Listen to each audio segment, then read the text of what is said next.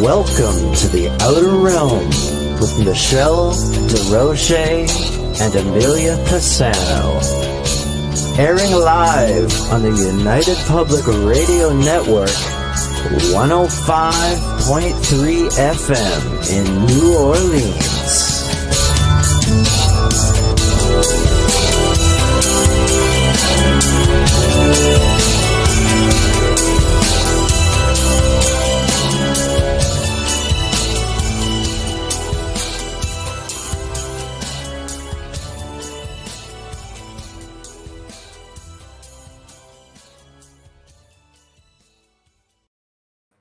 Good evening, everyone. Welcome to the Wednesday night segment of The Outer Realm. We are broadcasting live on the United Public Radio Network, UFO Paranormal Radio Network, 105.3 from the Gulf Coast, 107.7 from beautiful New Orleans.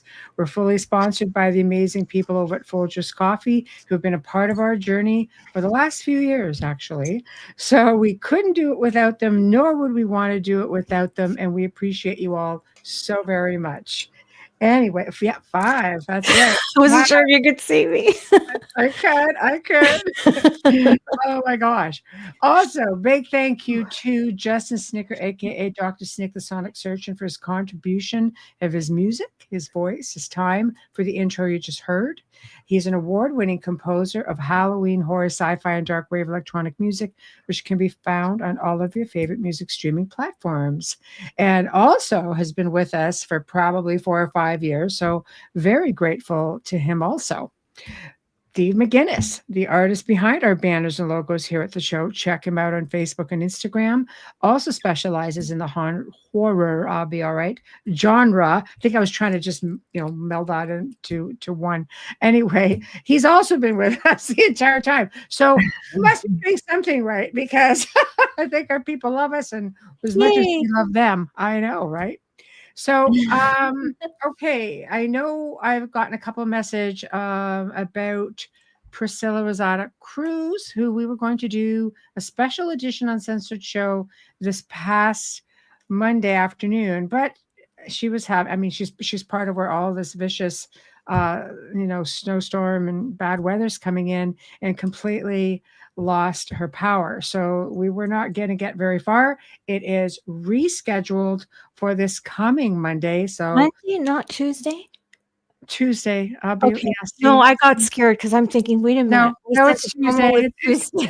It's all me. It's all no, me. it's usually me. That's why. Sorry. Please forgive me. Not this time. So anyway, guys, yes, Tuesday. Yeah. Now tonight we welcome the long-awaited return of Stephen Bassett, and he's going to be catching us up on the UFO UAP Disclosure from November.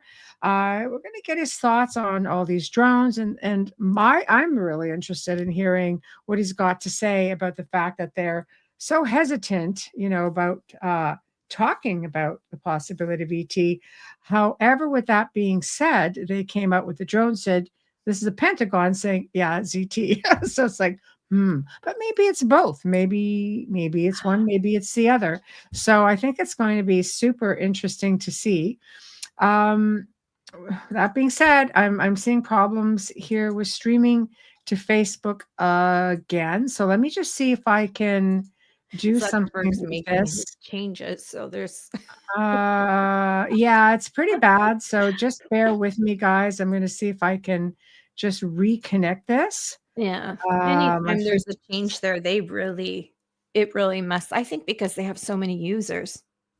It could be. I'm also going to check the archive site. Archive. My God. That is Wednesday. Yeah. So I'm just going to do an edit on that. Bear with me on that, please. And we're going to come up and see. Okay. The Outer Realm is up and at it. And iCar should not be far behind. Roku is there. So also for those of you guys who are on Rumble and X, we can see your comments on both of these shows. Okay, Outer Realm Facebook still giving us an issue. So please feel free to go ahead and put your comments up. We can see them. We will be happy to, to put them up and Let's participate. Sorry, guys, I'm still fighting with these destinations. Are we in Mercury retrograde? Because it really feels like it. When aren't we? I know. Excuse me. I Sorry. know. Yeah. Oh my When gosh. aren't we? I know. Oh, So it people, feels like it. unbelievable. Yep. Okay, making our way down through. Hello, Wayne. Oh, who's did these Well, to me? your birthday gift is gonna be late, Wayne. Just letting What is you this? know. What is this? Minimal. There we go. Don't get Okay. God Almighty, I'm okay. All right. Okay. There we go. There we go. There we go. All right, we're back. Okay, let's try this again. Okay, so we have Wade. Hello. Hello, Heidi. Oh my gosh. Hello, Michael. Hello, hello, hello, Mark. Hello, Sherry. Hello. Oh gosh. No. Thank you, thank you, thank you. I know. No birthday celebrations, yes, but you never said no gifts. Huh. I know. Huh. How about that? Yeah. So there we go. Okay. So yeah, Facebook is still down, guys. Sorry. If you want to watch a show and you are on Facebook, please come on. Either watch it on Roku TV, on X, on Rumble, catch it on the 3 different YouTube channels. The only location that does not have a chat is going to be Roku TV, unfortunately. So that will It be is that. unfortunate, isn't it? But I mean, the I other know. streaming platforms don't have chat rooms either. I mean, the big movie ones, they don't have them either. Yeah. So We're good on everything else. it's not like you can, message Cameron Diaz when she's on screen. So no. So with that being said, our special guest is here. Steve, are you ready to go? We're good. Okay. Hello. Woo-hoo. Hello. Happy New Year. How are you? Pretty good. This is going to be quite a year. I've been waiting for you for the last 2 weeks. Putting it mildly. Oh my God. Have you been outside? Well, a little. Yeah. We had an actual snowstorm here. It's the first one I can remember in years. Wow. It was all of 6 inches. When I was a kid living in Washington area, it was 6 feet. Right. Oh, and that's true. all gone now. So of course the traffic completely snarled up because nobody drives that anymore. Fenders all up and down the Beltway. But I don't have a car, so I don't care. You Lucky don't care. you. Yeah. I know.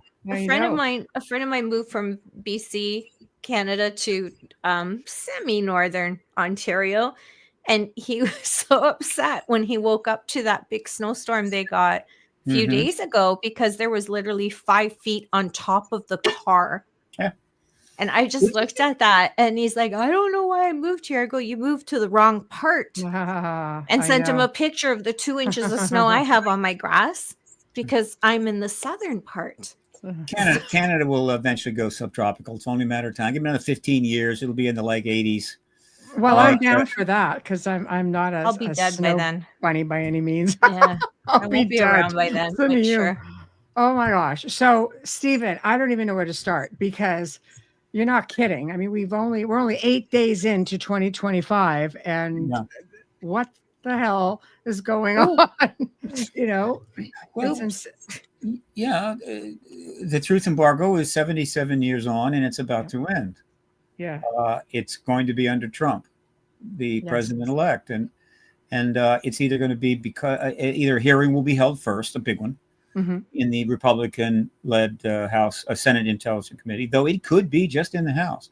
The Intel Committee is the right one to end this, but to be honest with you, ultimately history doesn't care. And so it could be the third House subcommittee hearing, which Mason, Luna, and Burleson want, and they have indicated they want the nuclear weapons witnesses this time. Wow. And I've introduced all of those witnesses to all of those offices. And even Gillibrand has agreed to talk to Bob Salas. So the next hearing is coming. It'll be after the inauguration. It'll probably be a House subcommittee, and some of the nuclear weapons witnesses, including Bob Salas, are going to testify under oath. They were present when a UAP came down, turned all our weapons off. Wow. That's a big deal. It's all the big deal. This is what you've been spending your career trying to achieve. And Thank you for that, because you're so diligent with it. It's almost as though like you're not letting them forget it, and that's what needs to happen. What I found interesting was they resisted a little bit in November, and then like they were kind of like, yeah, it's possible. Like they won't just come out and give it to you. However, I found it interesting because when all these drones are going on, the Pentagon comes out and says, yeah, they're extraterrestrials. And I'm like, okay, wait, what? No. The Pentagon has not said that. Oh, really? They were. Oh, They no, were. absolutely not. Well, No. that's what's going around. I mean, they've got this what's video. going on? So, in other words, disclosure is coming. Okay, Yes. and it's pretty clear. However, Yes. something else is happening.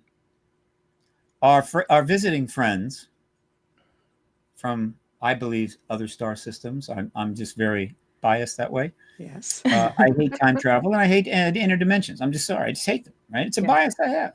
Yes. Apparently, they have kind of lost their patience and decided to, how would you say, put the add a booster rocket to this whole thing. In other words, let's close it down. We're close. There's pushback still. It's kind of like this, but we're running out of time. And so I think they decided, okay, we're going to help you close this out. That's the only way I can interpret what's going on. Okay. And what I'm referring to is the biggest UFO flap in history, lasting longer, with more craft than any flap in history. The most famous UFO flap was 52 in July, between about 8 days in early July, almost exactly 5 years after Roswell, when a bunch of the lights similar to what we're seeing were flying over the Capitol, which is kind of a place you're not supposed to fly. And it really upset the government muchly. So they tried to... General Sanford came out with a statement that was like reasonable, but indicating nothing to be afraid of. Keogh, though, went public and said they're extraterrestrial, but he was Donald Keogh, and he was no longer in the government. So, and they were very upset. They convened the Robertson panel about 5 months later, which gave its report in 53, basically saying it was a classified report. And it came out much later, which again the government just sort of ignored, meaning yeah, but it's irrelevant. Namely, whatever it is not a threat. But the threat is that the public's growing interest in it could be a problem, and therefore we need to do everything to undermine the public's growing interest, and thus the truth embargo was formalized. Of course, that was a flap. Lasted about 8 days. This has been going on off and on for 2 years. 2 years, right? And unlike 1952, when I think there was only, I think it was like 2.5 to 3 billion people, I think, in the world. Wow. Now there's 8. Yes. And at least 5 billion of them all have a phone with a camera. You know what I'm saying? Yes. None of that existed in 52. I'm one of those. So billions of hours of film are being taken and then shoved up on the internet and so the ETs know this. They know this. They know it's going to be seen and shared by the all around the world. So, and I'm repeating myself for those that have watched many of my podcasts, but I have to. And that's okay. That's okay. And Michelle walks around with at a time. Michelle walks around with a GoPro on her head. So here is my story. I just gave her an idea. Okay, go ahead. 2 years ago, a video turned up, which was very remarkable.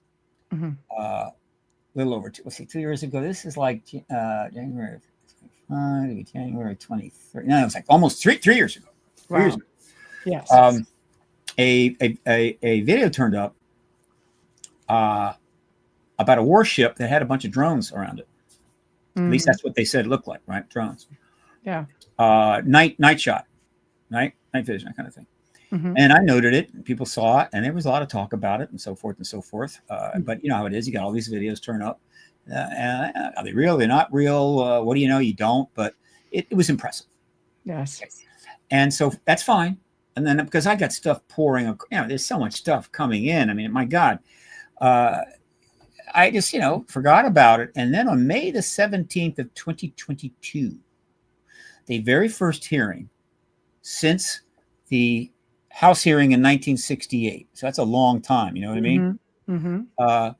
The very first hearing was held in a House I think, a subcommittee of the House Armed Services, and they brought in Moultrie and Bray, who were running the, so I get my camera back, who were running the UAP task force at the time. Not much going on, but they were there holding the fort, right?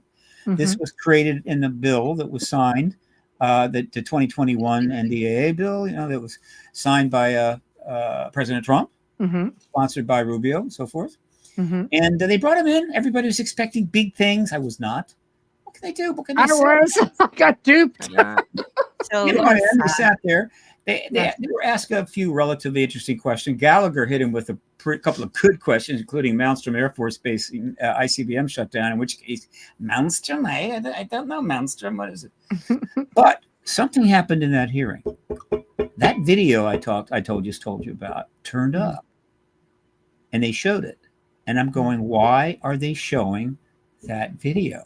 Really? I mean, there's thousands of things out there, and it's just a video of a particular event. Why would they bring that in to this basic briefing? Well, it turns out, I didn't really think about it then. It turns out almost certainly the reason they brought it in is because that video was a problem for the Department of Defense, and they were probably getting a lot of grief, maybe internally, plus maybe on the web. I can't follow everything. Sure. And so they needed to debunk it. And so they brought it in and they showed it. And Bray goes, well, it's an angle of light here. And the camera's set up like this, makes it look like a triangle, whatever. And I said, okay, and we move on. Okay, so that was May 17th of 2022. Maybe a year goes by. Late 2023, maybe, or early 24. And all of a sudden, this UFO flap begins. And initially, I don't think we were paying that much of attention because there's always stuff coming in. You know what I'm talking about, right? I mean, on YouTube, right? Here, there, whatever. I saw this, I saw that. But after a while, people were starting to note that there seemed to be a lot of these plasma effect, whatever they are, lights, okay, probably not piloted, who the hell knows, over military facilities, which obviously takes you back to the events of 66, 67 and the turn down of our ICBMs where they hovered over the base and turned the missiles off. That's pretty aggressive. These are just hanging around, but they were over military facilities. Maybe some other sensitive facilities that had nuclear connection. That started to kind of coalesce and people are pointing it out. But again, it was like, right? It was like, okay, I what can you do? There's so much going on that what can you do? Yeah. So this went on for a while. We kept moving forward. We had the bill, as you know, a year ago that they tried to get the bill in. Not a year ago, but last year they tried to get the bill in, but it was they blocked it. It was blocked. And so the original bill, which would cut in half, was still the legislation. Not bad, but it didn't have what we wanted. So it was only a half of a UAP disclosure. I read that.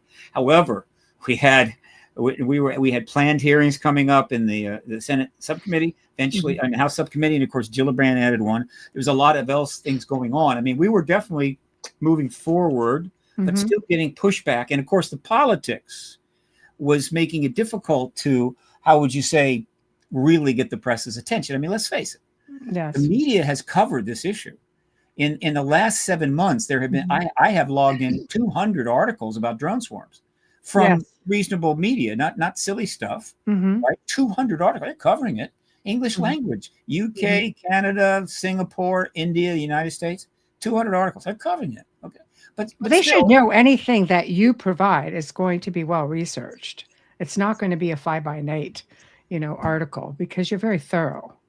Well, I mean, I'm a thorough activist, but I'm not like a thorough researcher. Richard is the guy that will sit down and start naming dates and places, right? And who said what they had for breakfast. No, that's not me, but I'm trying to be thorough in the larger picture. And so so things are also moving forward, but the political situation is extremely dynamic and complex. And so nothing was going to happen. Right. For sure. At some point, in 2024, as we moved in, I realized it's too close. It's too close to the election. I was impressed that Nancy Mace held that other hearing on November the 13th after the election, but noted it was after the election. Okay. And so she got that done. But it's still, so we're right hanging there with a brand new president coming in. And so in the months leading up to that election, the ETs went nuts. Okay. All of a sudden, massive sightings, multiple facilities in the US, in the West, in the UK, a couple other countries, but then they moved east and started turning up over facilities in the Northeast. And let's face it, in the Northeast, you might be over a military facility, but for all intents and purposes, you're also over like 83 neighborhoods, right? Yes. That are in the surround. And so everybody can see it, right? Yes. So, Yes. So, and why are they over these facilities? Why that? It's really not complicated. If they're flying over some cornfields in Nebraska, who cares? Right. Who maybe even films it? It doesn't matter, or North Dakota. But if you fly over a government facility, particularly a military base, everybody cares, everybody takes notice, and the government has to respond. Yes. Right? That's a no-brainer. And so it's going nuts. Okay. And I started to realize, I have a feeling I know what's going on here. The ETs have lost their patience. All right. And it's game time. And they're going to, the last move in this chess game is going to be theirs, and they're going to checkmate the government. All right. So I was quite interested to see how it would unfold. Okay. Yes. Right. Yes. So the way it unfolded, of course, is after enough of this, the press started turning up at the Department of Defense and the White House briefing room with some questions. Okay. Like, what in the hell is going on here? Right. Yes. Yes. Yes. And a lot. And Right. so, but of course, based upon what was happening, the situation was impossible. Right? It wasn't, it's not like in previous situations, they had no wiggle room. They had nothing. Right. They It's go for broke. They had an impossible situation. Okay. And so it goes like this. And every one of those question and answer sessions is available on YouTube. I need to collate and get it together. But so it goes like this. The journalist says to Kirby or Jean-Pierre, whatever, but mostly Kirby and the other guy, you have said that these are drones, which the government had said that. Yes. They come out and say, we think it's drones. Okay. You said these are drones. Okay. Which is obviously a safe play. They can't say, these are flying saucers or these are alien plasma balls. No, it's drones. And they, some of them look like drones. They did. They clearly did look like drones, but most of them, no. So they're drones. Okay. So that sort of rings true, doesn't it? Okay. Yes. So far, so good. But then the next question was, are they our drones? Well, that's the money question. Yeah. You can't say yes. No way. Kirby could say yes. Because the question after that is, how is it that we are flying all these drones over our military bases? No one was told, right? Planes are being diverted. Is this some sort of super duper program or something? And what is it? What the hell's going on? And it isn't. Well, they're specific as to where they are too. Like I think New Jersey got everybody's share. No, they've been all over. But when they came east, the Yes. population density ensured that you're over any bases, you're also over another 3 or 4 million regular old citizens. So they had to, they couldn't say yes. So what they had to say was, they're not ours. Okay, fine. That's possible. Yeah. Very possible. And so then comes the third question. Well, if they're not ours, sir, are they another nation's? Well, guess what? They can't say yes. If they say yes, oh yeah, these are other nations. And so you're saying that other nations, which could include China and Russia, are flying drones, sophisticated drones, over our military facilities in sensitive areas, and you're doing nothing. You're not shooting them down. You're not you're not even sending up helicopters most of the time, almost never. And that's what you're telling us. Obviously, they can't say that. That's a massive scandal. All hell breaks loose. So they have to say no. Now, right away, they're in deeper trouble because there is no way they could know that they're not another nation. Exactly. They have to prove the negative. Exactly. Right. And so there's no way they could know that. All right. Yes. And so the fact that they say no is again a problem, but they're trying to, how would you say, do the best they can under the circumstances. In other words, they're being checkmated and they're just scrambling around. And so they said no. And so they're not ours and they're not theirs. And so then they say, the fifth question is, what are they? We don't know.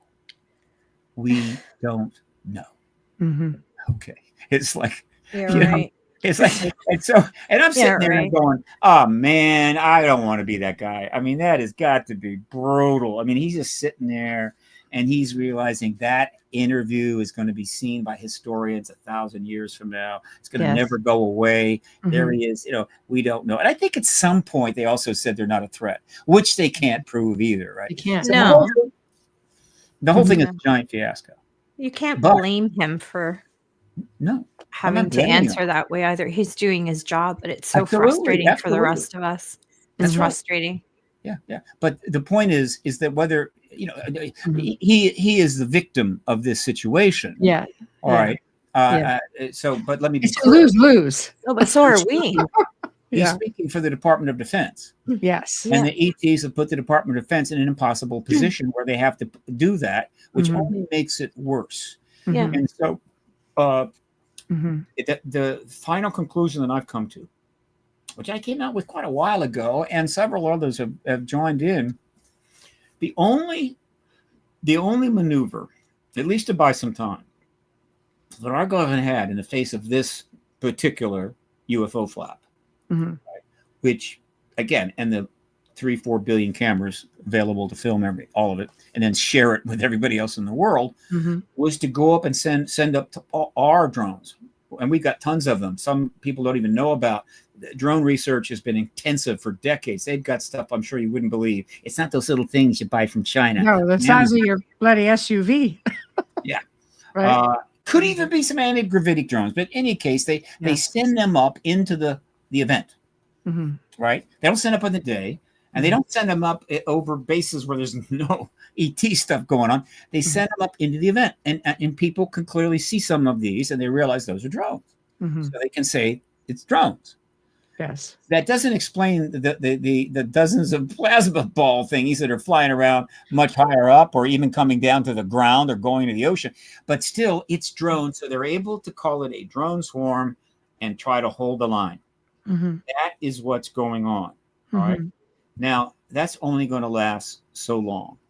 If the phenomena continues, and as far as I know, it is still continuing, though, you know how people are. People get bored of everything, right? It's like, there's enough time, whatever. So if it continues, then it's literally going to wrap this up.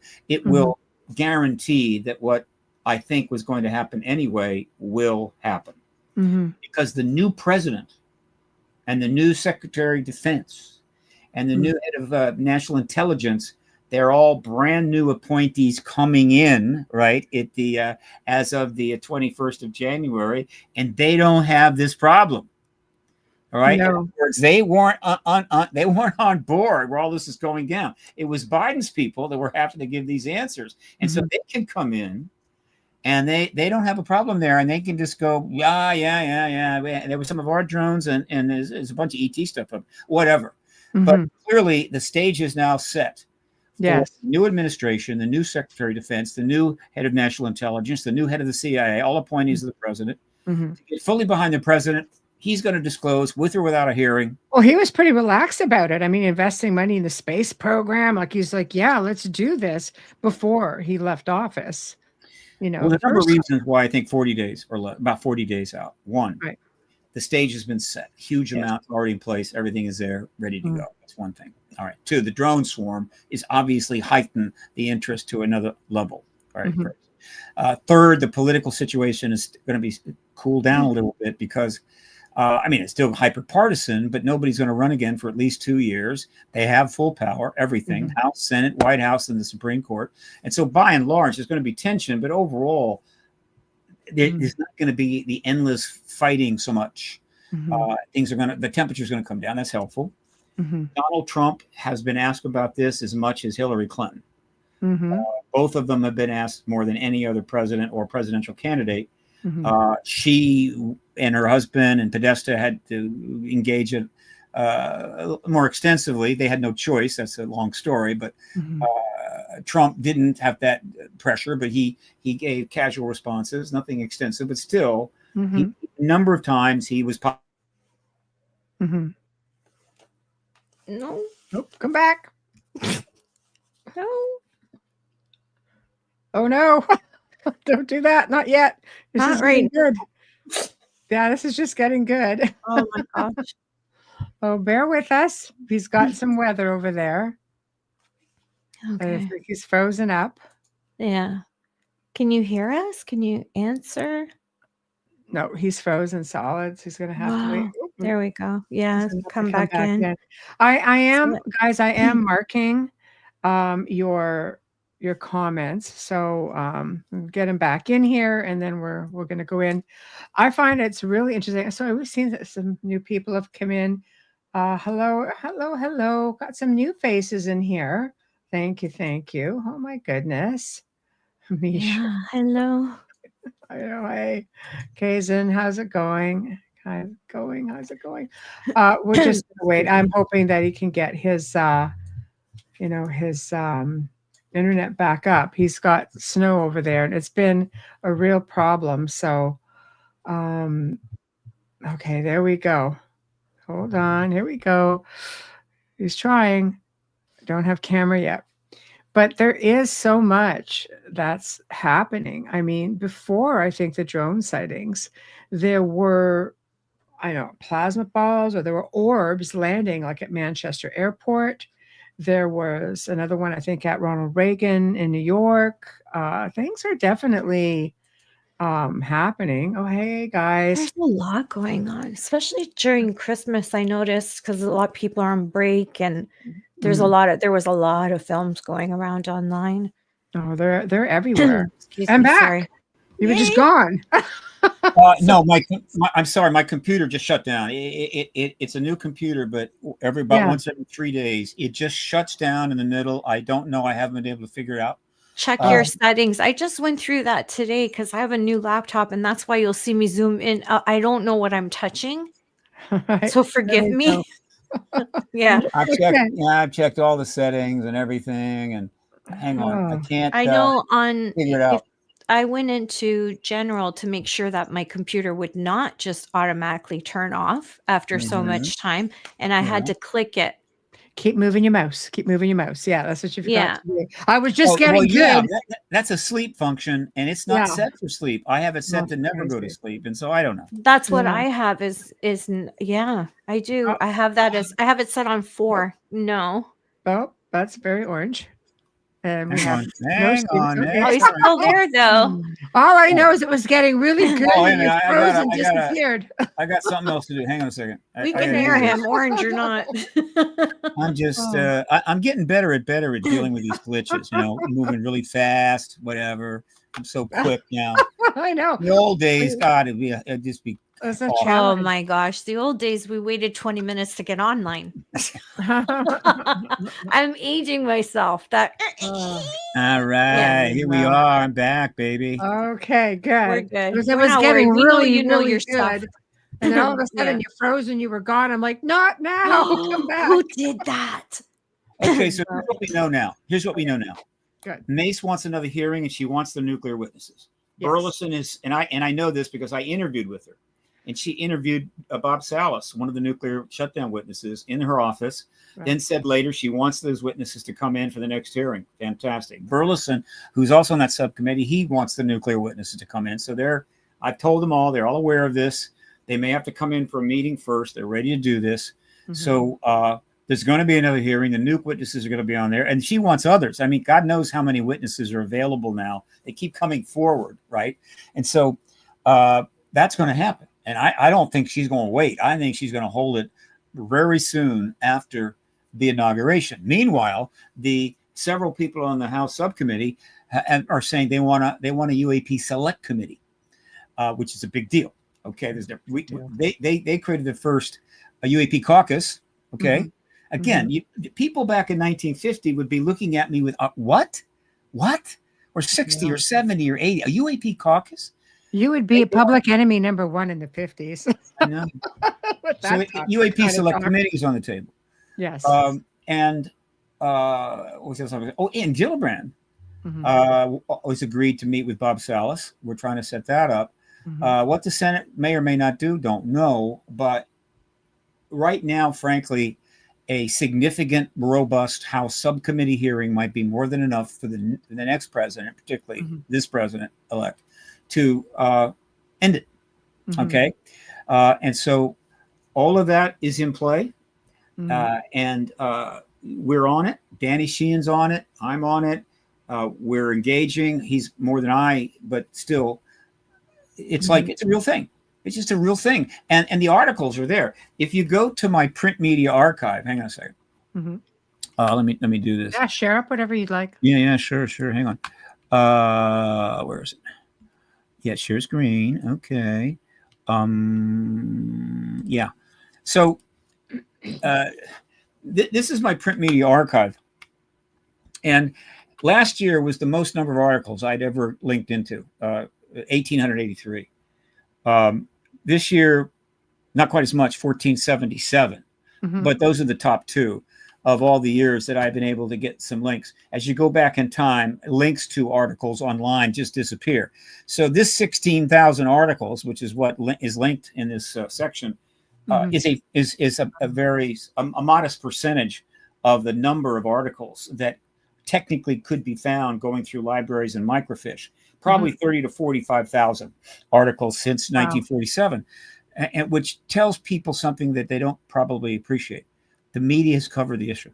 They've done the articles. They've written it up, right? They didn't investigate, but they wrote it up and left it to the people and the government decide what to do. But they wrote it up. It's all covered. And of late, the coverage is massive. All right. So if you look at this year, let's look at 2024. Let me go ahead and go to full page. So here's 2024. I earmark certain threads within the coverage, and one of these threads is the drone swarms. You see that little green thing there? Yes. Okay, that's the drone swarm. So any article about drone swarms is earmarked that way. Watch as those green earmarks start coming up. You see them? Wow. Right? Every one of those is an article about drone swarms. That's crazy. Okay. Every one of those, nearly 200 articles, English language press, worldwide, India, Pakistan, Sri Lanka, Singapore, Canada, UK, Australia, and the United States. 200 articles. And there are many, many more, but they weren't substantive enough, or they're a smaller press. So these drones have been covered everywhere. So you got all the media coverage, plus all the videos that have been captured and being shared around. So even if the ETs just disappear tomorrow, meaning, okay, we showed you our stuff, now get the job done. This is big. This is not going to go away. And I encourage the stage is set. The stage is set. And I know during the California fires, somebody just recently, I think in the last day, caught something flying out of the smoke. We know how they tend to maneuver around places of concern. This thing shot right out of the sky and just beelined it. And people were like, okay, what just happened? Now it's not even about the fire. Now it's like, what the heck was that came darting out of there? Well, that's interesting and cool, but I'm more impressed by 35 of these things moving across the sky, right? And some of them dropping on down, going into the water. That kind of gets my attention. Yes. So again, and crashes apparently.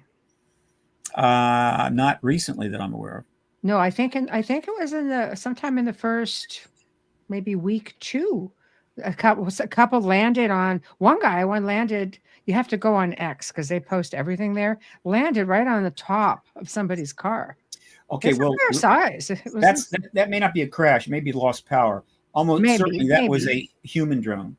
Right. And the public was also sending up drones. Okay. Yes. Okay. And so that complicated things, which is why they had to put out that edict.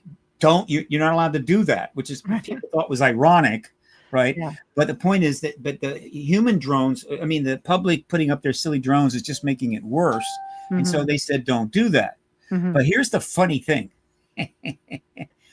You see where people get most of their drones these days, right? They buy them on Amazon from China. And so many of these drones everybody has fun with, and they're from China. Yes. And China is making bazillions of them. You've probably seen some of these displays where 10,000 drones go up and create giant dragons. Oh, yeah, it's crazy. And so this developed the meme of the Chinese drones. And before you know it, the government kind of slid into that. Could it be Chinese drones? Yeah, it's Chinese drones. But no. I mean, there may be some Amazon Chinese drones up there, but without a doubt. Without a doubt. And I would think the bigger drones could just zap the energy out of these small ones, like the battery, just suck that right up. Oh yeah, no, they're nothing, right? And I assure you, one of those larger drones would cost hundreds of thousands of dollars. Oh, without a doubt, yeah. So the beauty of the system is pretty straightforward.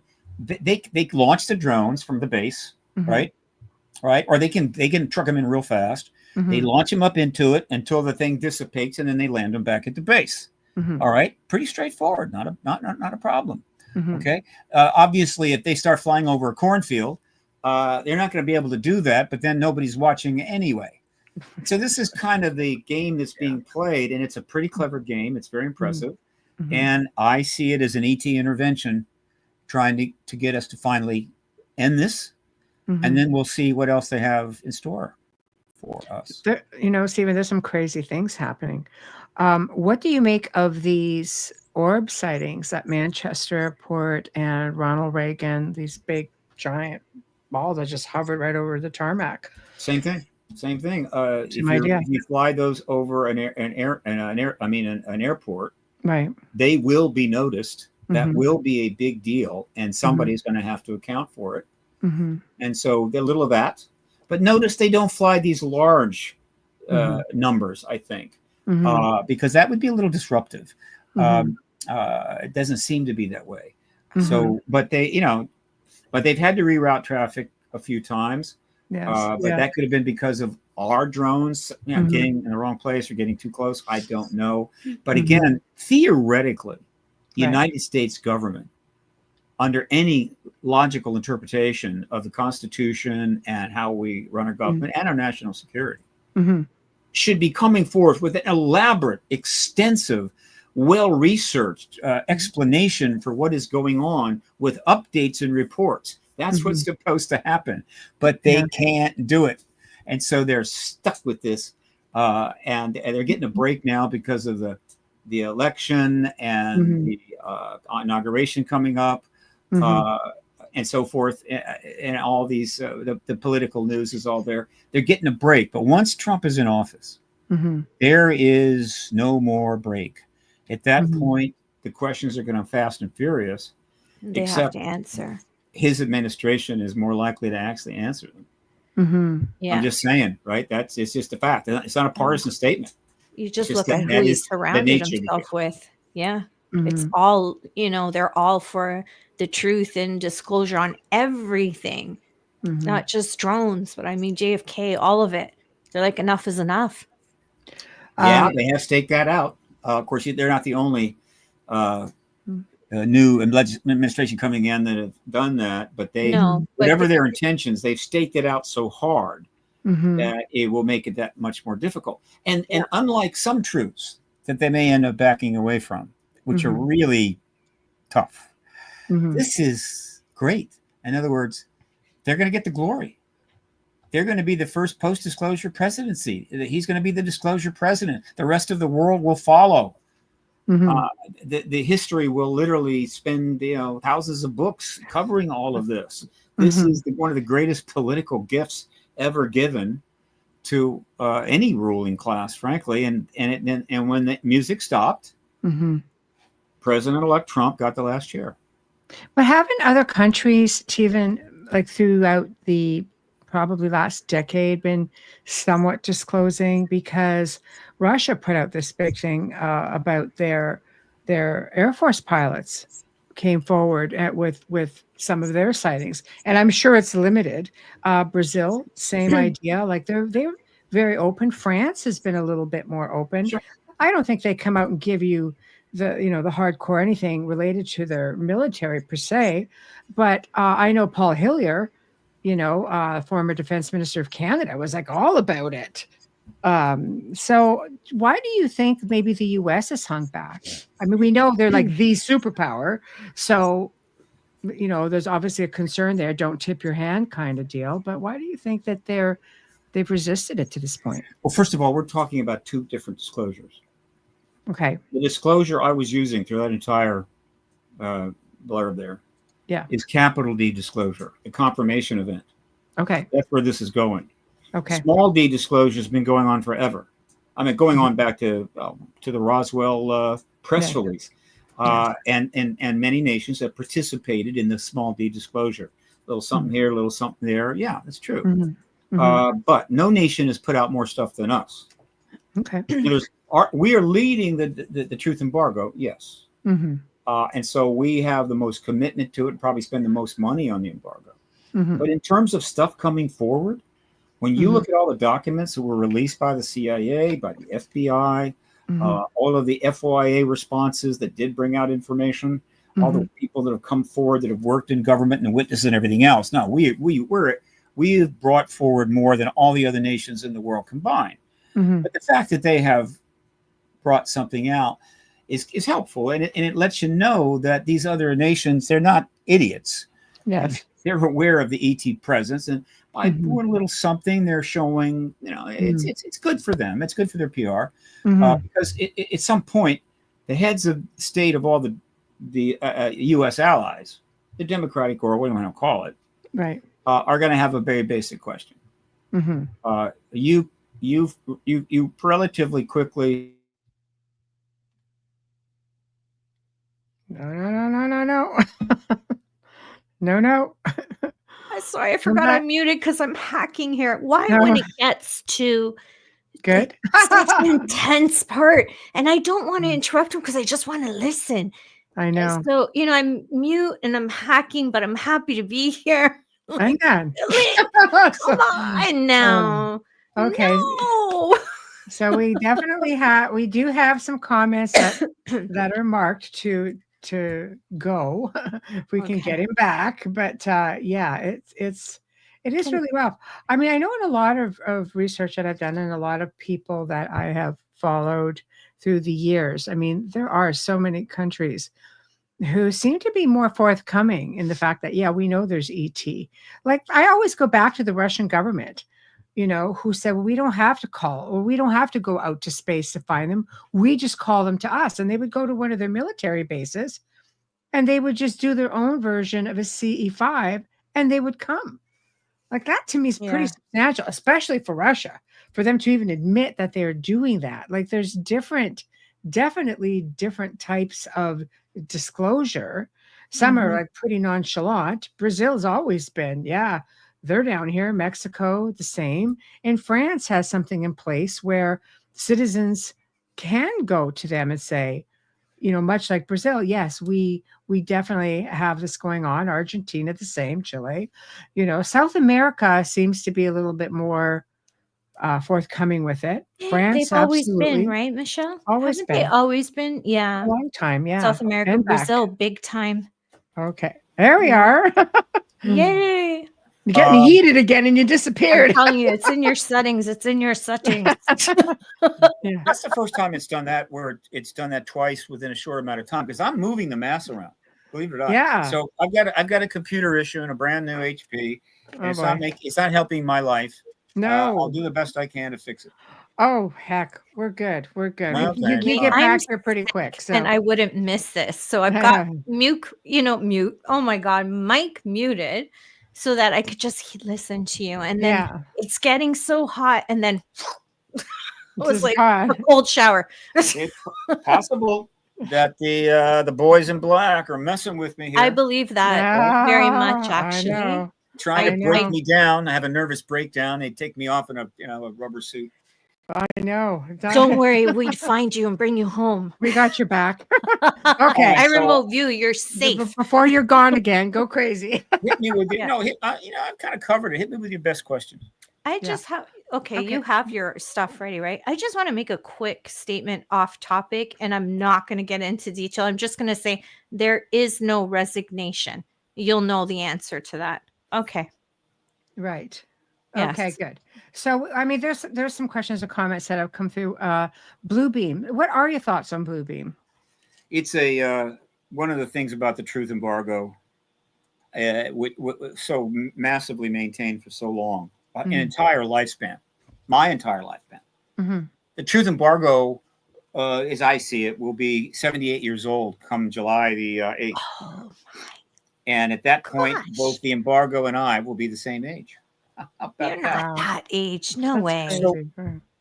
So, the I'm trying to get that. I'm trying to remember the question that you asked. It was easy. Could it be Bluebeam? What are your thoughts on Bluebeam? Yeah. Because the embargo has undermined trust in government. It has prevented resolution of this massive issue. Mm-hmm. And so naturally, over the decades, it spawned endless conspiracy theories, dug endless rabbit holes. Mm-hmm. I'm not blaming anybody here. Not blaming anybody. It's exactly what you would expect to happen. Mm-hmm. And all of those diversions and rabbit holes made it easier to maintain the truth embargo. Because if you're going down a rabbit hole, you're not in front of the U.S. government going, "Hey, what's going on here?" All right. And so there's a lot of that stuff. And I'm a pretty much down the middle kind of guy. You know, I'm not trying to hit a driver because you're going to put the ball in the woods, right? Can't find it. Take a 3-iron out, put it down the middle of the fairway. Mm-hmm. I see nothing that has, other than the fact that governments can do these kinds of things. Mm-hmm. Certainly, false flags have happened. It's a nasty tool of nations. But I simply don't see the idea of a Project Bluebeam. It's just way out there. I don't see it. Really? Or any false flag, frankly. Maybe, you know, when Werner von Braun talked about this a long time ago, 50 years ago, it's possible that might have been kind of a possibility in play, because it was a totally different time. Mm-hmm. We're talking about 1970s, right, or whatever, 72, I don't know. Now, I mean, with a global internet, with fiber optics and podcasting and instant communication and unlimited, social media where people have 200 million followers, the idea that you could do what he was talking about so many years ago is simply, it's not possible. They try to pull this off, the internet will just blow it to pieces. So no, I don't see a Project Bluebeam. It's a highly unlikely outcome. Okay, good. That's good to know. Next question, all the way from Australia. Amelia, do you want to get that? I can't hear you, darling. You're muted. Yeah, it's for our audio listeners. Yeah. Sorry. No, I know. My gosh, I'm so sorry. Hello, Mish. Yeah, and yeah, it's summer there. Whatever. Anyways, has there been any sightings in Australia, mass drones? I haven't heard of any here. By the way, the question does pop up on the thing, you know that, right? It's doing that, so I see him right away. Oh yeah, we have I a lot of audio listeners, so we try to. Yes. Yeah. You also have audio only. Of course you do. Sorry. Yeah. Otherwise, it's just dead air for them. I have not looked. It would be easy to do. Just Google Australian drone swarms and find out. It wouldn't shock me at all, but maybe not. But still, I don't know. But it would be easy to find out. I mean, they're going on all over the world, pretty much, right? Well, they're in a number of countries. They're not all over the world, all right? Right, okay. But they're in a number of countries, but most of them seem to be here. Now, I haven't surveyed the world. I really don't. It doesn't matter to me if they're in 40 other countries, and it's not going to make much of a difference. You know, they're in 40 other countries, therefore there's extraterrestrials here. Nah. Right. What matters is what's going on in the United States right now, and this is literally forcing the government's hand. Or literally putting our fine government in checkmate. And you feel this is going to set precedents for everyone else following suit with the U.S. Yeah. Whatever nation comes first, the rest will follow very, very quickly. They're not going to hold back. They probably have been waiting for years for the U.S. to finally end this. And as I said, they're going to have a tough question. The question will go like this. Mr. Prime Minister, you recently confirmed what the President of the United States just announced. When did Britain kind of know this? When did Britain also know there was an ET presence? And the answer, if they're smart, will be the truth, and it will be 47, 48, 49. Well, then why didn't you tell the British people? We deferred to our great ally, the United States, the most powerful nation in the world, the most powerful economy in the world, and the number one bulwark between us and Soviet and Chinese nuclear weapons. And I think the British people will go, okay. See, I'd be upset in a way. Even though we know it, I would be like, you know what? Do you feel, I mean, Stephen, I think we're of like mind on this. We have the right to know. Do you think we have the right to know, or is it a privilege? Absolutely. Okay, thank you. We should have been told in 47. Thank you. If we had been told in 47, I think the 20th century would have turned out way better than it did. No one will know for sure. I see a science fiction movie or maybe even a book about this. It's called Alternative History, but oh, absolutely, we could have handled it. We just went through World War II. And there's a saucer with a couple of, gray thingies in there. Not the kind that you normally see. It was a different group. I don't think they're around anymore. And what are people going to go nuts? And of course, the government actually pushed that whole Halloween thing that Orson Welles did to confirm that the American people in 47 would have literally gone crazy knowing that they have a saucer and a couple of dead bodies, as if that's the same thing as a War of the Worlds thing that is being broadcast and nobody heard the friggin', disclaimer. Yes. And they actually think we're being attacked. And the government's pushing that out there, whatever to support. Fear. Yeah. Yes. And we saw through that a long time ago, but still, the totality of all these little maneuvers, not any single one, allow the truth embargo to still be in play 77 years after that press release was issued. And how far ahead do you think, with back engineering and with technology? How far ahead do you think they are? Where should we be at? Far ahead. Yeah. Far ahead. Yeah. Right. They're going to have to reveal it, and ultimately the people will be thrilled and excited and all the things. They'll be pissed, but the question is, look, what would the world be like if that technology had been put into constructive use 20, 30 years ago or 40 years ago, whatever? And the answer is probably in a lot better shape, right? And that's just one of many awkward questions and awkward answers they're going to have to deal with, but it is what it is. But once people start to learn about these technologies and what the private and or rather citizen use is for them, how they could benefit the commons, they're going to get pretty excited, and that's good. That's a good thing. Yeah. So what about the theory of abduction and how, the United States knew that their citizens were being taken?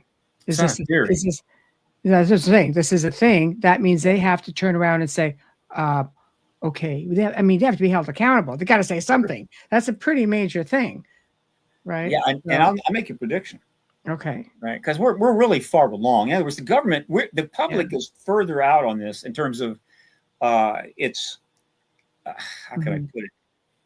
Its preparedness to deal with. In other words, I have a phrase. It's not that we can't handle the truth; it's that the government can't handle us knowing the truth. Right? So we're actually ahead of them in that regard. That's why I say theory with respects to what the government is willing to admit. I'm a contactee experiencer, so I'm full on with that. Because we're so far along in the public sector, on the day after disclosure, or the first press conferences that are held, I think if I'm the president, I want that first one to be all mine. All right, in the East Room, okay. And then the DOD and all the others can have their little press briefings, but I want, and it'll be watched by, I don't know, 200-300 million people, billion people, who the hell knows? That in that press briefing, well, maybe not in the presidential, he may defer. He may say, you need to ask that question of the Secretary of Defense or the Defense Department spokesman, whatever. He may not, but let's just talk about the DOD. In the first day that the DOD is answering questions from the media, at least one of the reporters is going to raise their hand, and first day one, because the stigma is now completely gone. We have crossed the paradigm line. We're in a whole new world, and the question is going to be, we've heard so much about human beings being taken by these extraterrestrials we know exist, and now they go up in the ship and everything. Is that happening? And the answer will be yes. It can be nothing else. And so on day one, they're going to have to confirm contact, abduction. Okay.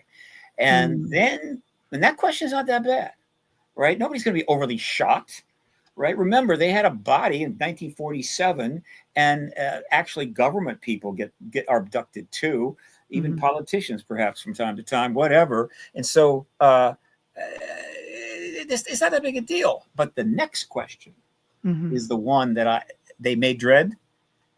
That may be one of the reasons why they are hanging on to this until the last dog dies. The next question is, was there any arrangement made between our government or any government with any one of these species to trade technology for no non-interference in their abduction genetic work? And that, if it's true, they should say yes. If they don't, they're just digging a hole. And if they say yes, well, that's going to be a tidy to do. And there's going to be a lot of hearings about that. And the media is going to go nuts. Contactees will be standing up and applauding. But that is a tough question. I think the answer may end up being no, but the truth may be no. But that's if true, that would explain a lot. That is not a question I want to I would want to ask. I'd want to retire first. I'm sorry. I'm leaving now. I'm going to Boca Raton. I've stirred the pot and I'm done. I'm not licking the spoon. I know. I'm out of here. Yeah, it was great. I had a great time. It was wonderful. Hey, I didn't even need a retirement. Don't give it to me. It's all right. I'm out of here. What's his face go up and take that briefing. Yes. That's going to be a hard pill to swallow for a lot of people. I know that contactees and experiencers, abductees, they need a degree of closure with it, because I think people have just been made to feel like you're being silly, you're ridiculous, it didn't happen, it's not a thing, and I think people need that, because well, that's the case now. But still, there are plenty still in the closet. That could come out, and so they definitely need this. They deserve it. They will get it, and then they're going to be not only are they going to probably be able to feel a little better, but they're going to become very popular. I mean, they're going to suddenly find that they are in demand, and I hope that will make them feel better about whatever they went through. Yes, hopefully. This is, I think, awesome. I wish we had something like this. Amelia, can you get that? Yeah, I don't know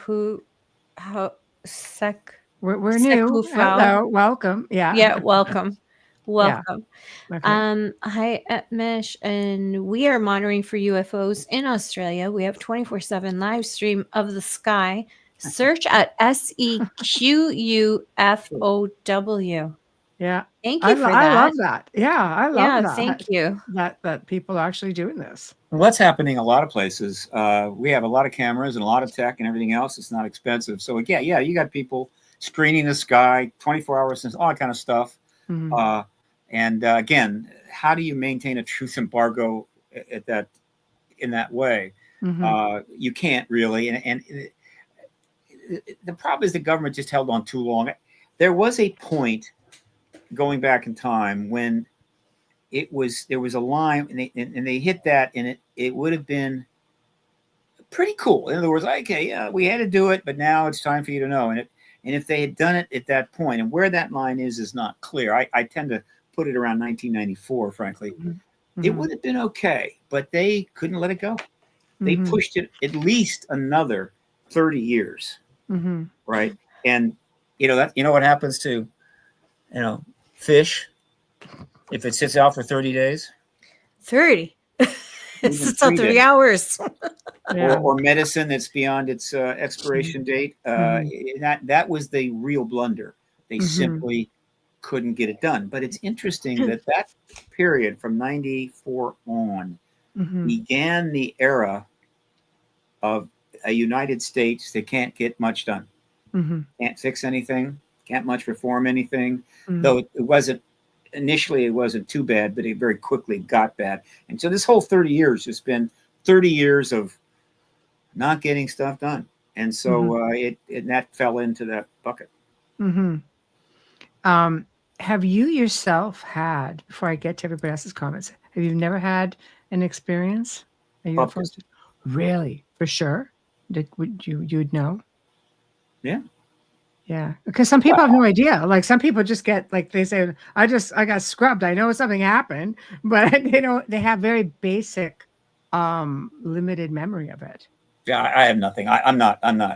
Most people are not contactees, obviously, and I'm not one. So you're just very passionate about this.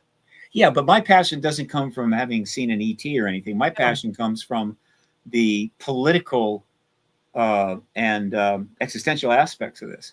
Yeah. I was always a political activist. I just didn't really become one until I got into this late in life, very late in life. And I already had serious issues with my government. And what can I say? Once I got into this issue, that only expanded my understanding of these issues, as it were.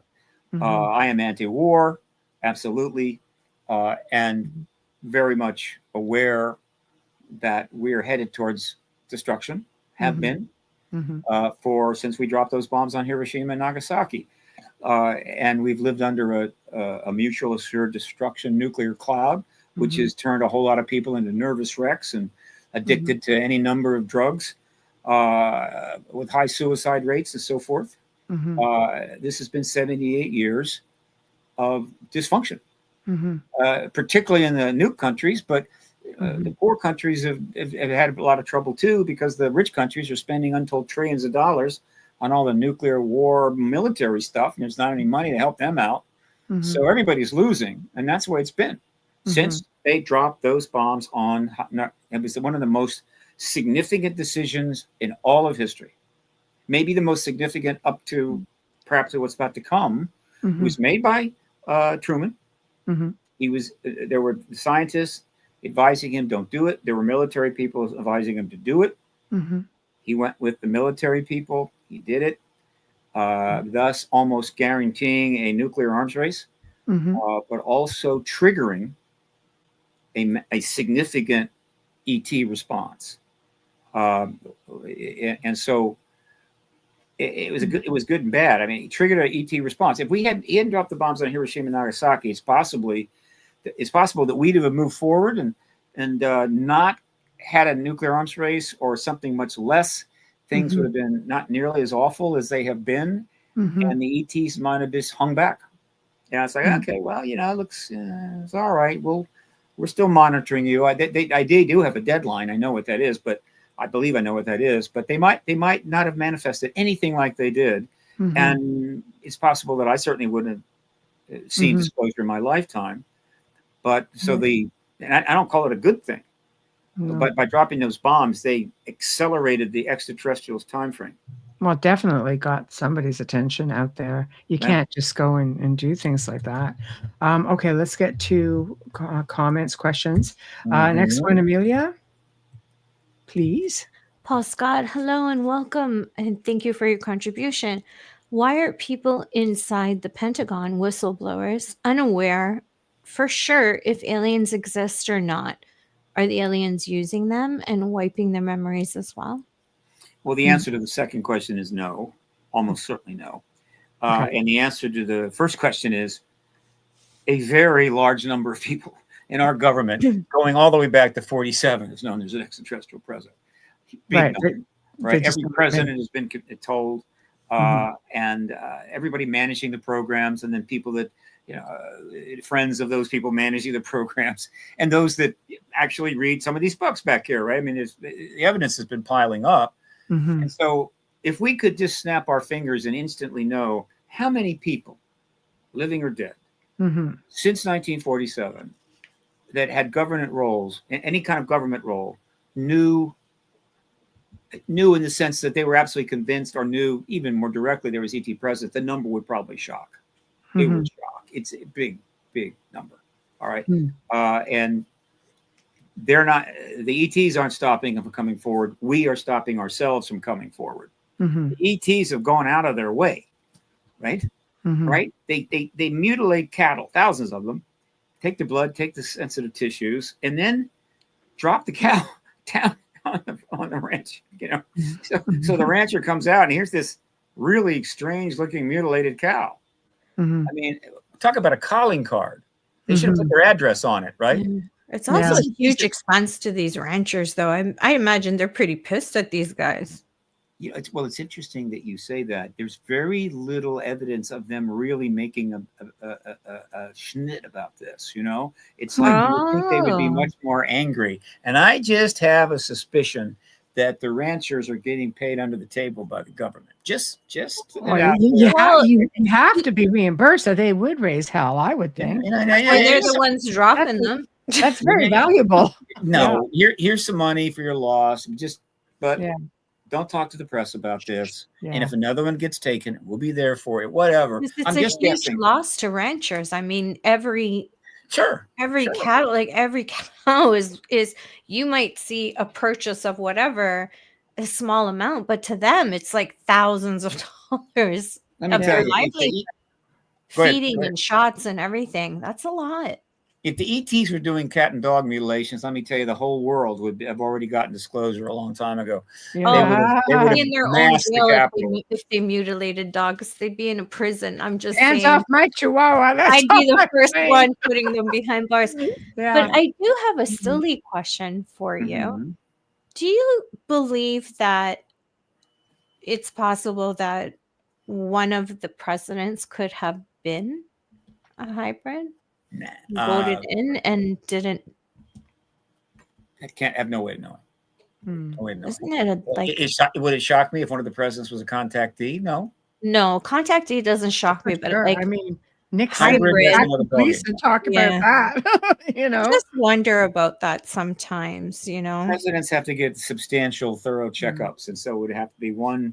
But a lot is cool hidden. I hybrid. mean, you just had one go through 4 years with dementia, so a Well, lot's hidden. I'm referring to the fact that a hybrid Yes. would have substantial. I mean, it would, in getting extensive checkups, I think medical officials could very much see something and go, "Wait a minute, what the hell's going on?" I don't know.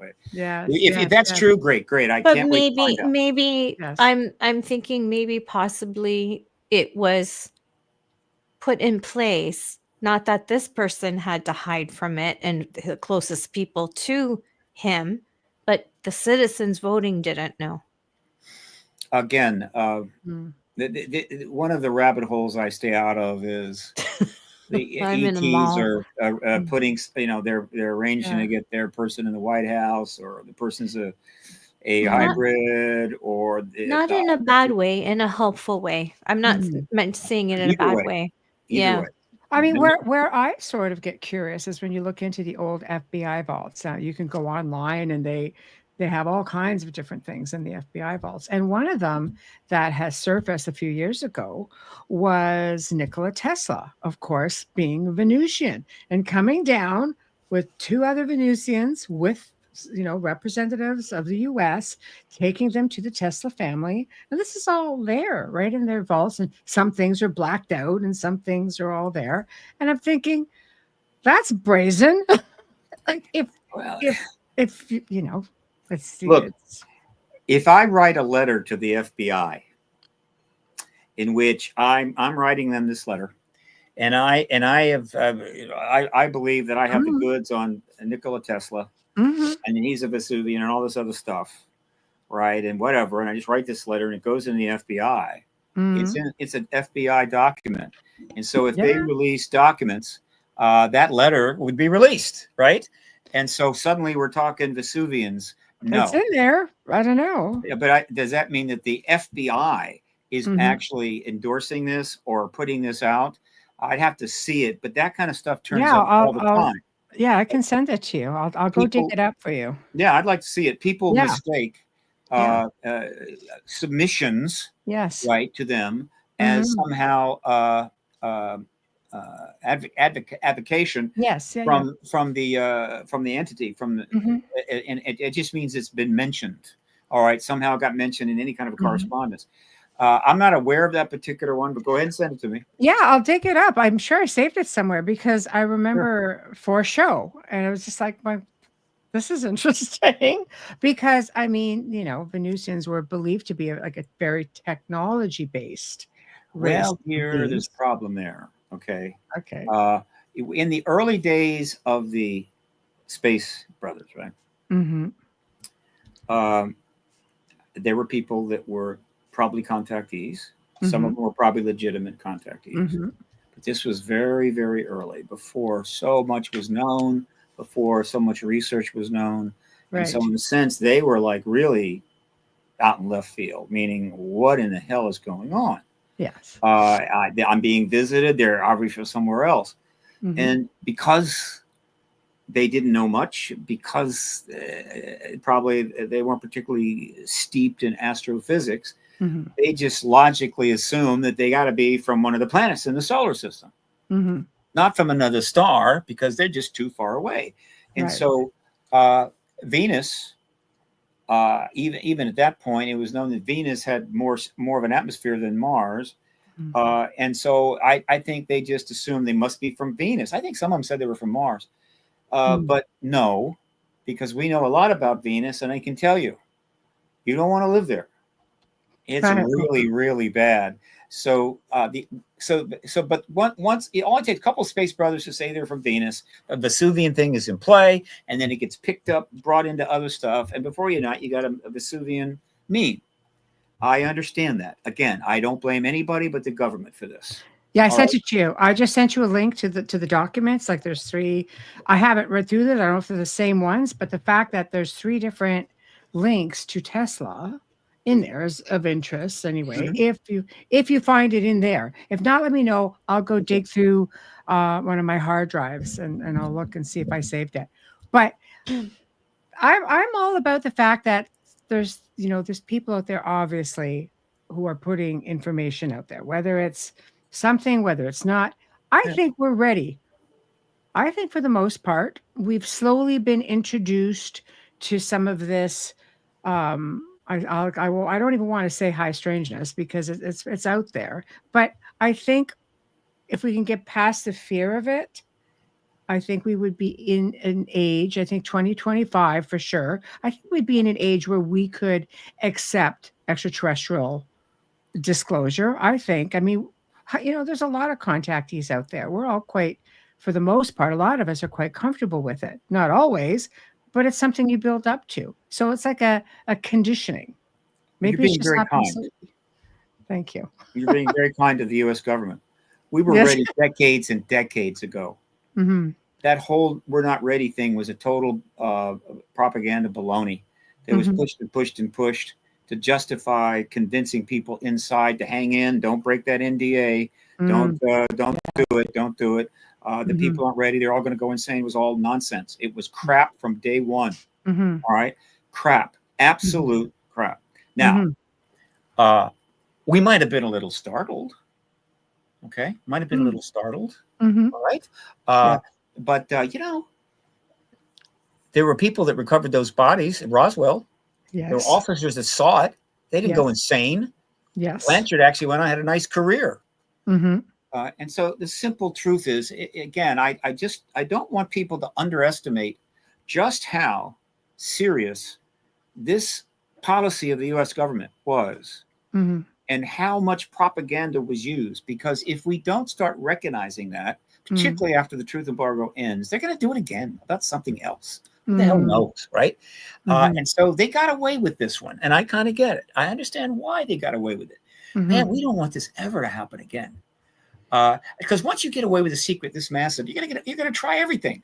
You're gonna hide everything, right? It's so much easier. Nobody bothering me, no reporters calling up, and so let's just run an entire secret government, which is the way ancient civilizations were.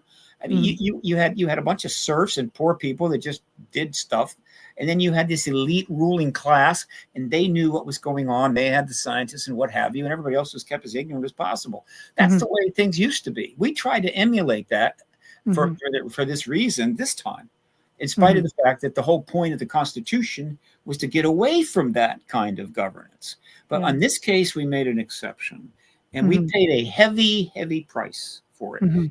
Historians will start calculating that price, and if you live long, you will live long enough. But if you live long enough to read some of those, highly researched academic assessments, they are going to be brutal with respect to the decisions by the United States and the UK, certainly the democratic countries, on lying about this for 77 years. They are going to be brutal. It was a colossal blunder.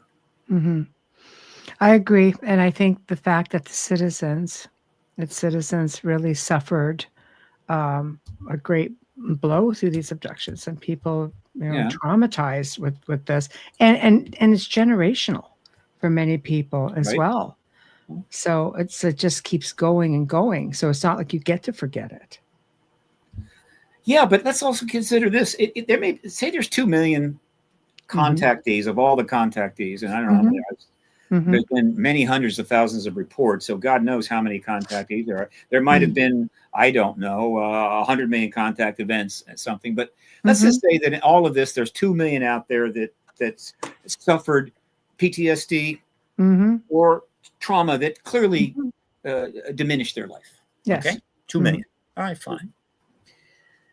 The number of people harmed that have had to suffer because of the inability of integrating these new techs decades ago, right? The number of people that have had to suffer because the choices we made after World War II led to a 77-year now still going nuclear arms race, and where hundreds of trillions of dollars have been thrown down the drain, modern dollars, right? That could have been used to feed, clothes, house, and provide people a place to poop. Untold hundreds of millions of people have suffered because of this truth embargo. And that's what I'm referring. The historians are going to do those calculations and say, my God, why didn't you trust your own people? We understand why dictators don't do that. That's why Russia or China or the Soviet Union is not disclosed, right? Or even allowed the research which they seem to tolerate to ever get to the level we have here. They will eventually have to. But in the Western world, they're going to go, what? What are you thinking? Well, considering you're so advanced on so many levels, it's funny that we're so like years behind with this, decades behind. This is something that should have been put out there. Well, I mean, as an advanced society, I mean, the U.S. and the West has paved the way for so many different things. It's like, why does this have to be the one thing that they drag their feet on? Well, it's not the only thing. Well, they drag their I'm feet sure. on. I know. Yeah. We are advanced technologically. We are not advanced emotionally as a collective species. Yes. And to some degree, we're not advanced. What's the word I'm looking for?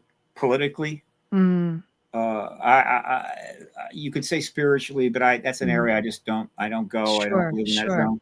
But we're way. We have. Well, and I'm reasonably generous here. Yes. Because the humans achieved this sentient thing we have going here around 250,000 years ago. It took a couple of billion years to create a life form like us, as sentient as us. Okay, a couple billion years, and so we finally get to this level where we can do cool stuff, and we're sentient and all that, and we experience ourselves. We experience the concept of regret, which other animals simply don't do. We became unbelievable tool users. Whereas the only other animals that do this are a couple of species of birds, a couple of chimpanzees, monkey types, and elephants. That's it. It's a stick. That's about it. And then all of a sudden, you've got this other animal that does more than just a stick. And in fact, in time, is building supercomputers. So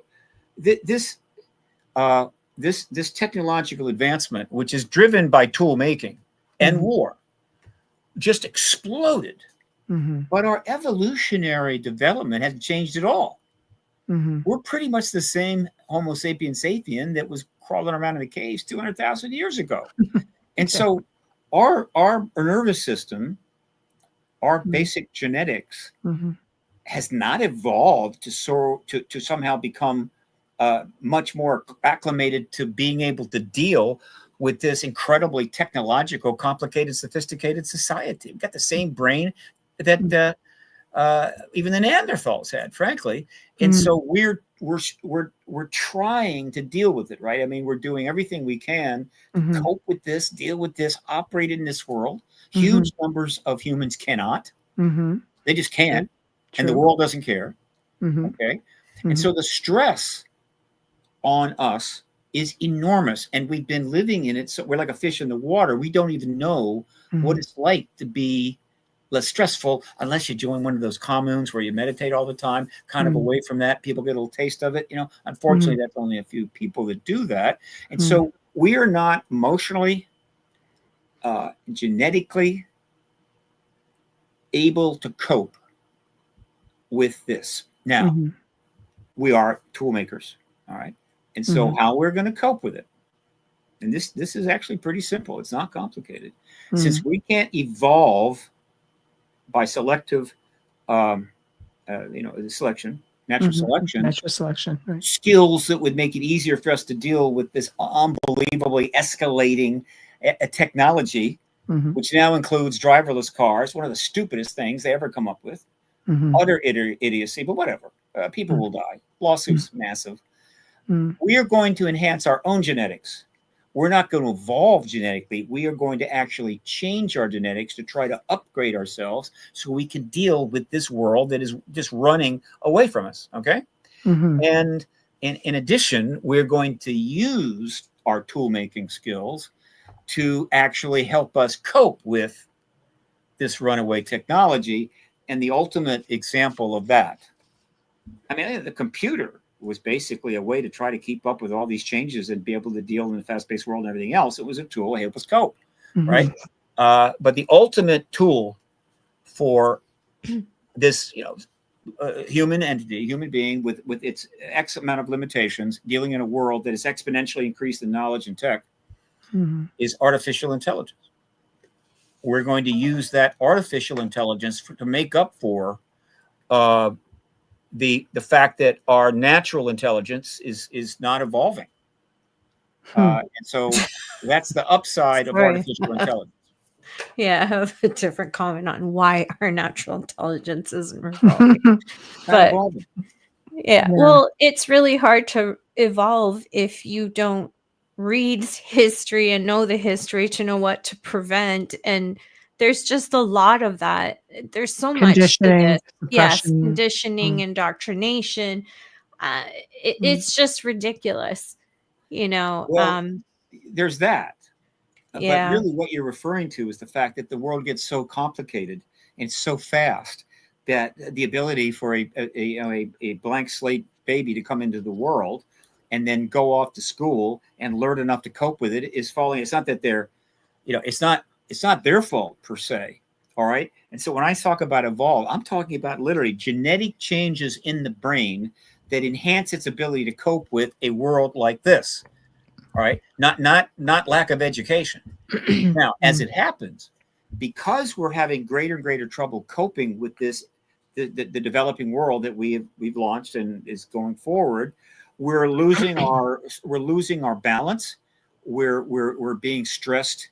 Our political institutions and other institutions are kind of shredding. And as that happens, it compounds it.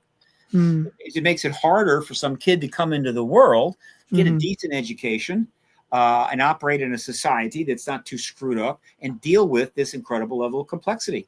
And so essentially now the human race is falling backward. The world is already running away from us. And now, because of the breakdown in institutions, even in the most developed countries, though some Japan and China are way ahead of us in not having this happen. But I think in the United States, we're now going backwards. The world is going forward, and the American society, the people in it, are running now in the other direction. And I guarantee you that is not going to end well. Have you seen those interviews on television where they ask students in colleges and universities questions and they can't answer them? And there's some of the basic, most simple geography questions that are taught in primary school. It's quite disturbing. Our education system's collapsing. Even Canadian education was collapsed because the DEI thing is making it okay for you to fail. So, yeah. This is also a good statement. Yeah, absolutely. Hi, Wayne. Thank you for contributing. Don't forget, if our history is erased and changed pretty soon, even our own history is also nothing more than a lie. Yeah, book burning, changing things. Right, Alan? Yeah. I'm going to demur on that. Look, no period in history has got more records than ours. I mean, historians are going to have a ball. We got untold billions of records, film, photos, saved material. Some of it's bogus. They'll sort through it, but no, our history is going to is been more recorded than any other history ever. And because it's so recorded so thoroughly, that includes the lies, the deception, the game playing, the nonsense. But it's too widespread and too dispersed. The idea that somebody's, like the old days when the communists were like removing, using advanced technology to remove people from photos, right? That person never existed. That was like a big deal. Actually kind of worked. Those days are over. All right. And so our history is going to be picked apart, and every stupid thing we did, they're going to know. They're going to look back and go, really? Oh, God, that was dumb. In Canada, they've been tearing statues down for the last 5 years. But they do it everywhere. But the history of them tearing the statues down will be recorded and moved forward. Yes. They'll still have pictures of the statues before they were torn down. No, you can no longer erase history. This was something that was done in the first half of the 20th century by the fascist governments, but you can't do that anymore, unfortunately, for them. Not for a lack of trying in some places, Try. Pulling Like certain rename street corners and rename universities. And I'm like, are you kidding me right now? Like, it's just, I just find it a bit silly. I'm not going to lie. Okay. Next comment. This one. Oh, Scott, thank you so much for engaging and being here tonight and for your question. They are drones, not alien spacecraft. The military pilots flying billion-dollar war machines can tell the difference. So now, are they liars because they see UFOs and know they are not human craft? That's a good point. I would think the military would know. Actually, look, they're both up there. There's non-human stuff up there, and there's human stuff up there. Yeah. And the people that need to know fully know which is which. Now, there may be people at the bases that are not particularly well informed on this, and they can't tell the difference. So I think they know a drone when they see one. They've got in night vision. I mean, these bases are all loaded with night vision stuff, so they're not looking at this stuff through standard lenses. And so, they know, and but they're not the ones that are lying. Whatever they know or don't know, the lie comes from the spokesperson. The lie comes from the Department of Defense. They're the ones that answer the questions, right? If you go to the people on the base and say, okay, what did you see? By and large, the answer is, I can't talk about this. And so it's not like there's a bunch of people at the base coming out and saying this or that. No, the point is that, they know a human craft when they see it, and they know something that's not likely a human craft. And so when Fravor and Dietrich saw the Tic Tac, very quickly they recognized that is not a known human device. Therefore, it is either a non-human device or it is an example of a extraordinarily developed secret technology that is in fact human. Okay, there's only three possibilities, but then they have to account for the fact is what the hell is a fleet of those things flying near aircraft carriers at sea, right? I mean, it defies logic. That, my God, you don't do that.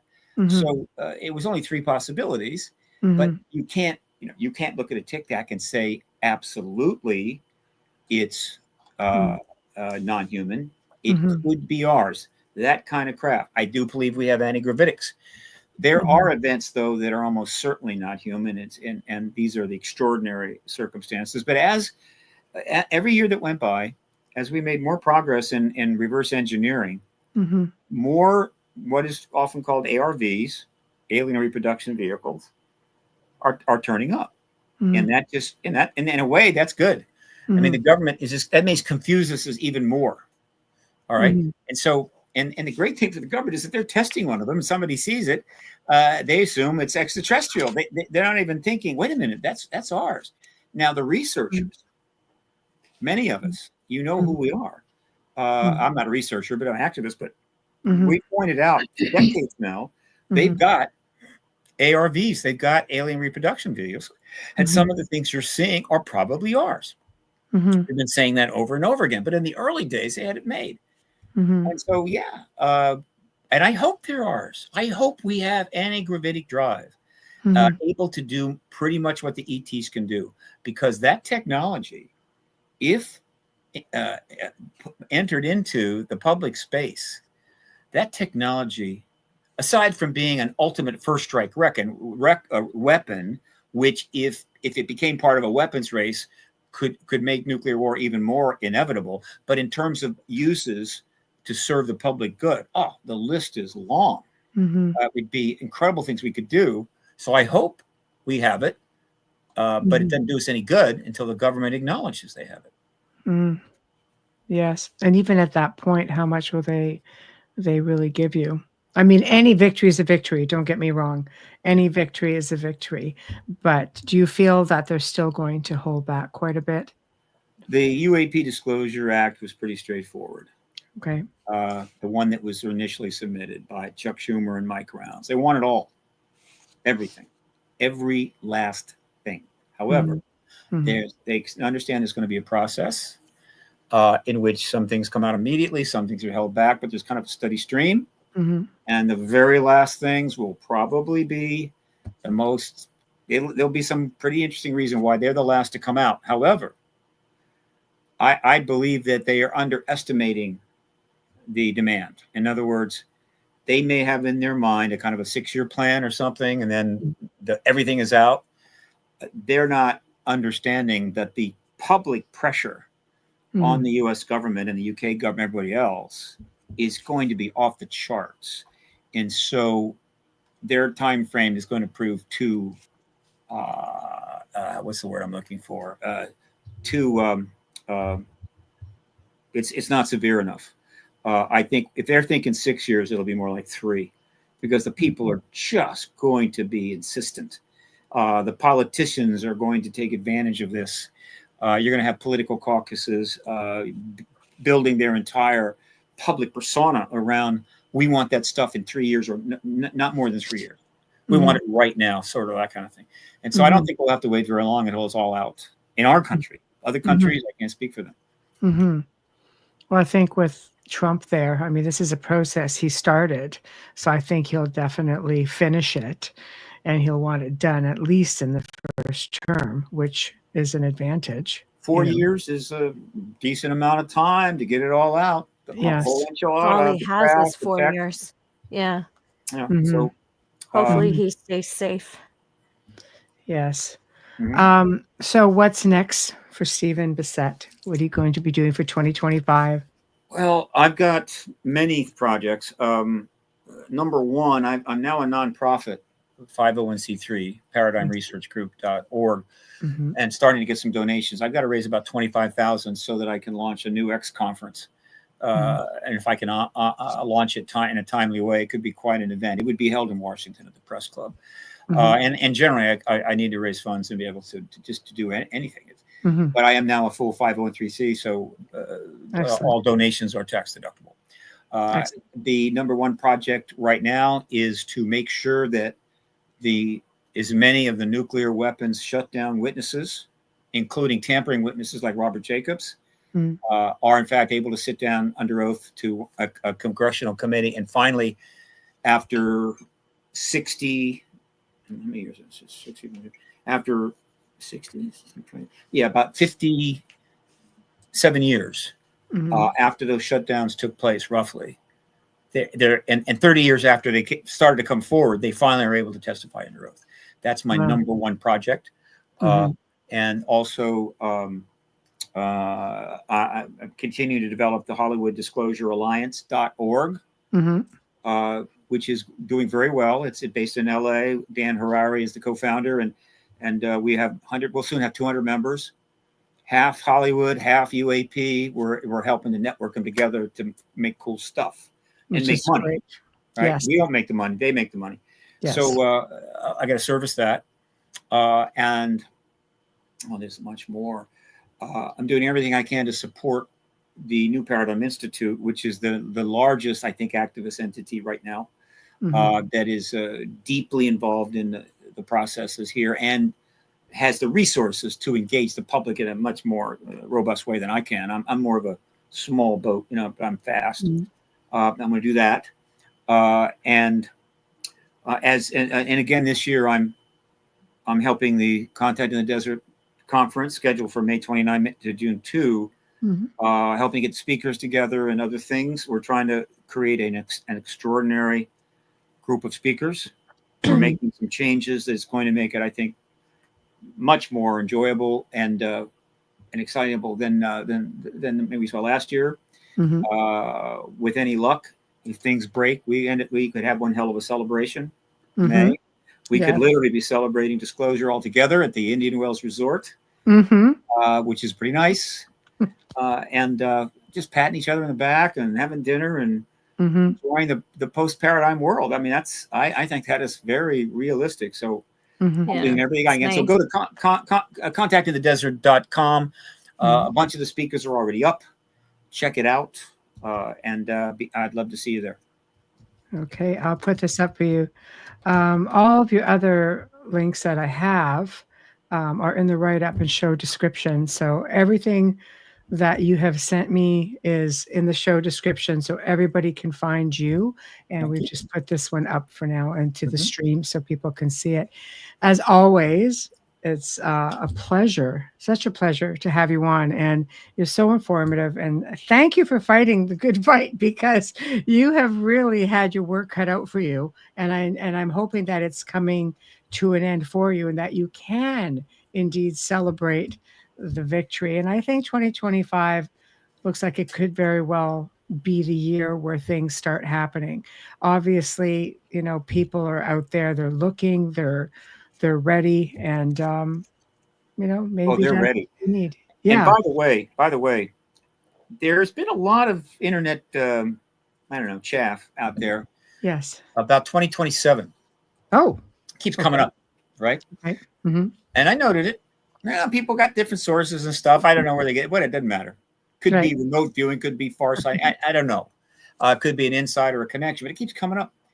And I like that, because for decades, I've been saying that the basic plan is that one way or another, we're going to finally confirm the ET reality to everybody else. So the whole planet knows it. And there's a lot of this big deal, global disclosure. And that then will begin a huge self-learning process in which everybody on the planet that wants to know more about this is going to go, MOOCs, documentaries, whatever, big films. We're going to self-educate ourselves about this. And it'll be intense, because is there a more interesting topic anywhere? Okay. And so after about 2 years of this, we're going to be pretty loaded up. We're going to pretty much, we got it down, right? The whole planet, pretty much everybody. And then open contact is just almost anticlimactic. And so, and I'm based on how long it would take to sort of get that learning curve to get its job done. I put it out 2 years. And I've been saying that for a long time. Well, 2 years from disclosure in February would be February of 2027.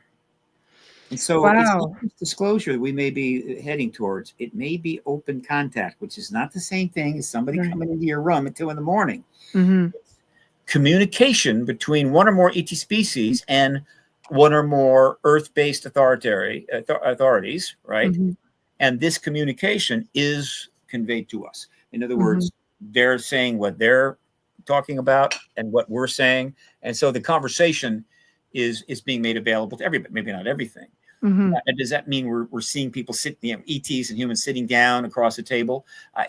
That's not necessary for open contact. And so that could be this close. So it's, for a lot of people, disclosure is anticlimactic, but I don't think anybody can say that open contact is like anticlimactic. I mean, they're going to go, my God. That would be exciting. That is, to be able to say, I lived to see that.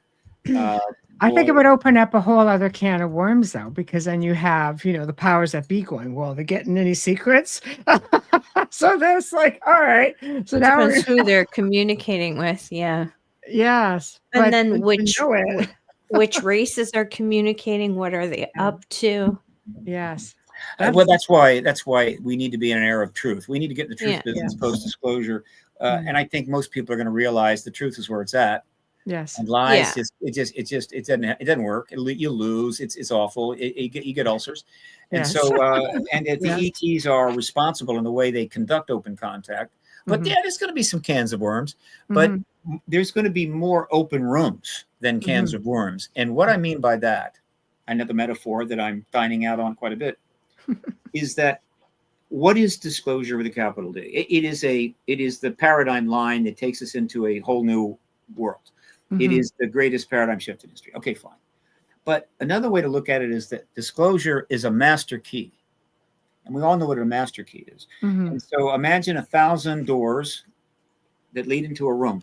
And for all of our lifetime, those doors are locked. And behind each one is a room filled with a problem that desperately needs to be solved. And so disclosure is a master key to every single one of those doors. And so suddenly we have the ability to pick a door, open it up, go into the room, and fix something. And the reason we'll be able to fix it is because in the worldview that we will have transitioned to, we will be in a place we weren't before where we can figure out how to fix it. And this is exactly analogous to the scientific method. In a major scientific paradigm shift, we suddenly make a big leap forward because of a certain breakthrough and understanding of some fundamental aspects of nature.